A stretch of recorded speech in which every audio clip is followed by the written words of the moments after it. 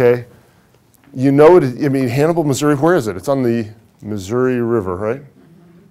You know it is humid outside. It's hot. Oh, how is it in Hannibal, Missouri in the summer? Hot and humid. You know it's humid outside when you walk out of an air-conditioned building and your eyeglasses fog over. That's the worst. Yes. You know, when you feel like you need to swim to your car in the parking lot, where you literally feel the need to lean forward and push through the air. That is humidity, for those of you watching who have not experienced that. And so, in Hannibal, Missouri, in the summer, Tom's gotta paint this fence. And since it is hot, he figures maybe he'll get a fairly early start. That makes some sense, right? And so he gets out there early in the morning, and he does a better job than I'm doing, but you get the picture. I'm just telling a story. He paints the first picket fence. And have you ever noticed, I mean, painting can be really fun for, you know, about the first 4 minutes. Right? And so, I mean, the first time you slap paint on it, it's like, yes, look at that, I'm changing its color. You know, it very quickly becomes old and boring and stale, but I mean, for the first, you know, picket or two, you know, Tom is having a good time. And he's going to work on the third one, and he gets about halfway done and his buddy walks by. Who is his buddy? Huck Finn. Huck Finn, what do you know, if you were going to be holding something in his hand, what do you think you'd be holding? Fishing pole. Very good. Fishing pole. And so he wants to go fishing.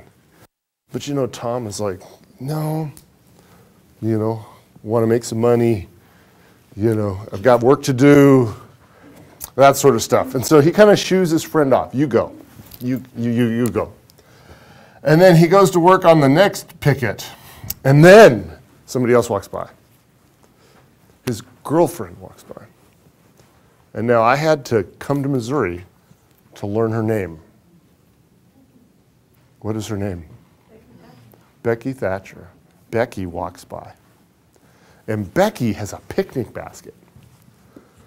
And she wants Tom to go with her on a picnic. Gesundheit. And so Tom goes, Gesundheit, noch einmal. Tom says, okay, and off he goes.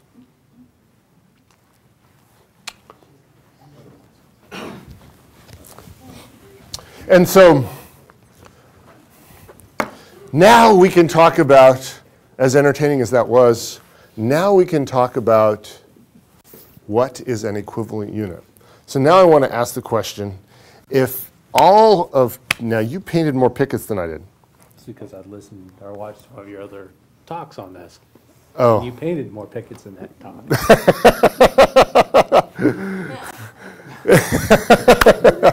And so,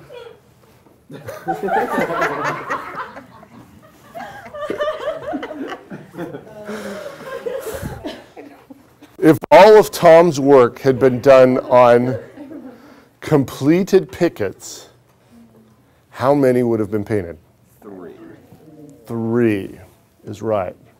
If all, and so that's our definition of an equivalent unit.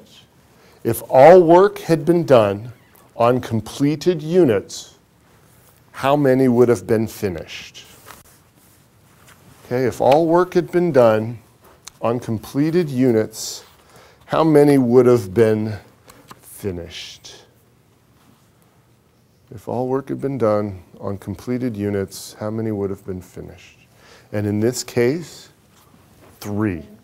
And I really kind of mucked Jim up because I can be inconsistent between painting on 4 pickets as I did today or on 5. Okay.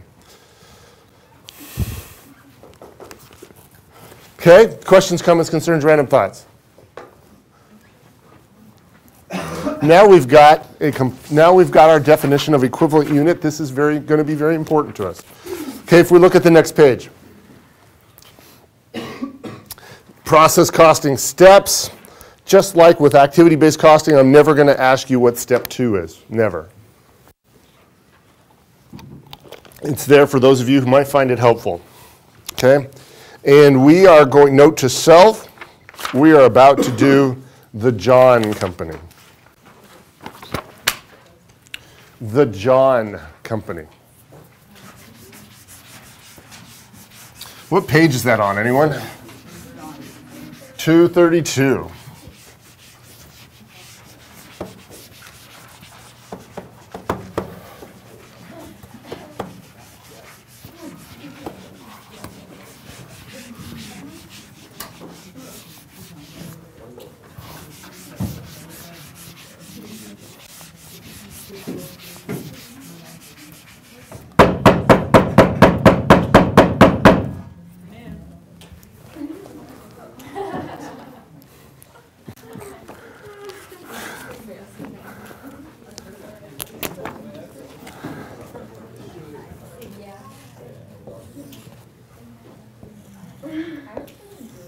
So what's going to be the label, Mr. Musgrave, on these T accounts? Work in process.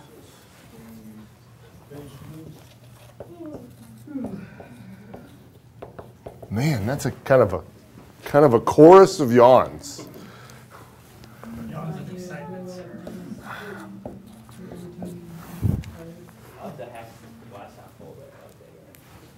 Work in process units, work in process dollars is what we're going to do. Keep track of both of these. And with the work in process units, we're going to keep track of a couple of things out here. We're going to keep track of direct materials, and CC stands for conversion costs. Conversion costs. Anybody remember, anybody like Aubrey remember how to calculate conversion costs? It would have been like the second day of class notes. Second day of class notes. Mr. Waller? Conversion costs? Yes, sir. How do you calculate them? Isn't that what it takes to convert your raw materials into finished goods? Conceptually, that's precisely the definition. Direct labor plus direct materials. Not plus direct materials. No, direct labor plus manufacturing. Direct labor plus manufacturing overhead. Okay, direct labor plus manufacturing overhead. And so, Cody, how do you calculate conversion costs? Aubrey, tell him. Did you hear Aubrey? Direct labor plus manufacturing overhead. Did you hear that? Louder. Labor plus manufacturing overhead. Direct labor plus manufacturing overhead. So you got it? Yeah. So how do you calculate conversion costs? Direct labor plus manufacturing. Precisely correct. Okay? Man, you all really have the yawnies today. I mean, it's an unusually bad case. So we're on the John Company. Let me get there. In October 2005, manufacturing cost data presented below for the machining process center of the John Company. So the machining process center could also be described as a, what, Taylor? I'm sorry, what? That was my question to you. What? Nothing? They were having a very animated conversation. And so the machining process center could be described as a department. Okay? So Heidi, we've got that first line. Let's figure out where we might want to put some of that information in the T accounts. Beginning work in process consists of 5,000 gallons, all materials, and 60% of conversion. We're going to write it all down on the board. Do you have a piece of information you feel more comfortable with than the other? 5,000 gallons for the beginning working process. Yes. And we can keep track.